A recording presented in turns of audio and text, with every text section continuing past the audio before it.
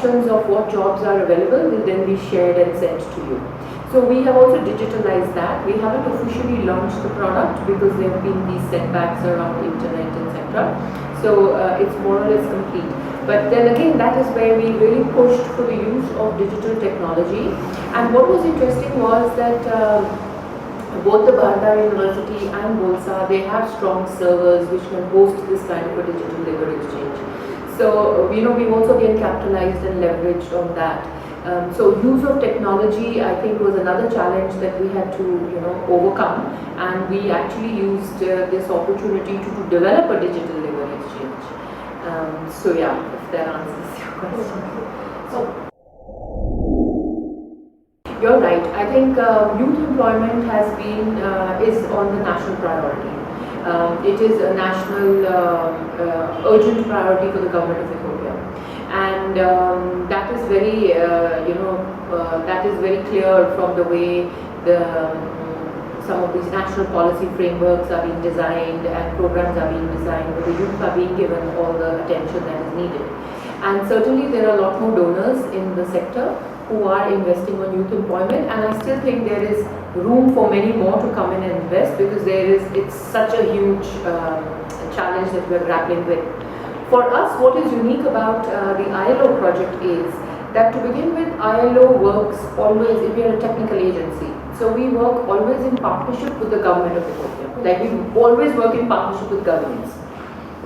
And we believe in the principle of tripartitism, which means that employers, trade unions and governments are three key partners that are essential to run and to think and to work in the world of work.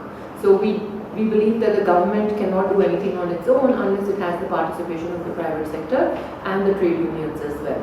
So what is unique about this project is that, to begin with, it is the first pilot that happened on promoting youth employability services and youth employment through existing government institutional platforms in partnership with the government of Ethiopia. So it's not like an NGO that has come up and set up a job center and is offering services which the government is not offering, right? So we are not trying to duplicate the work or the efforts that the government is supposed to do. But at the same time, we are ensuring that the capacity of the government is built in being able to deliver on some of the services that it is expected to deliver. So we're trying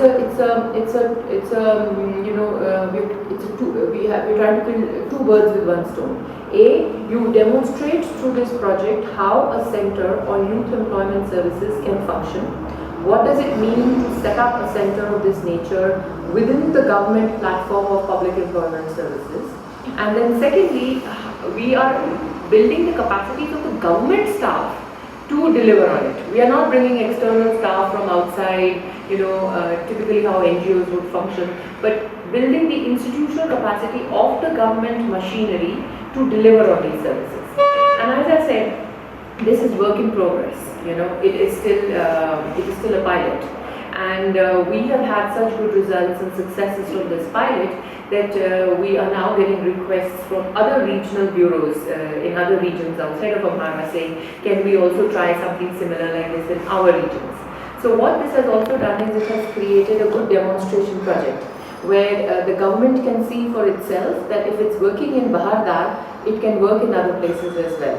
Yeah. Then the second thing which is really crucial to our project, and I think that is unique, is the participation of the private sector. Because as I said, we work very closely with the Employers Federation, and in this project, the Amhara Employers Federation is very closely involved.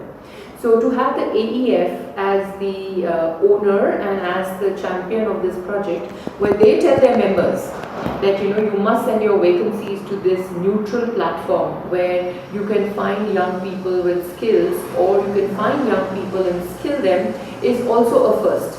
Because we know that our experience with employers, with young people has shown that every young person says how recruitment is difficult because everybody likes to recruit their family members or through their references, etc. So also to change that orientation of the private sector to recruit fairly and to recruit through transparent means has been a challenge.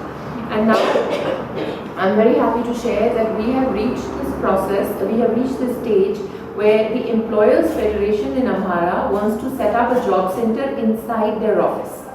So you see how the demand is growing, they're seeing the value in that. So that's how this project is unique from some of the other work that is happening in the country, which is also good and which is also relevant and needed. But our project is very clear that it's in partnership with the government.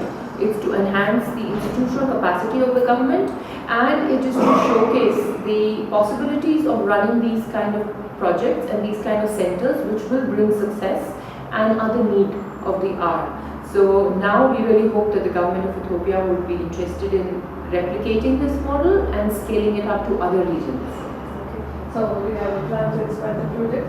Yes, certainly. So as I said, this was a pilot project, and we have also closely worked with the government through the Jobs Creation Commission on the development of the National Action Plan for Job Creation. But also, Ministry of Labour and Social Affairs is our closest, is our key ministry with whom we work very closely, and they are now together with the JCC actually working at developing a new vision and a new roadmap for public employment services in the country.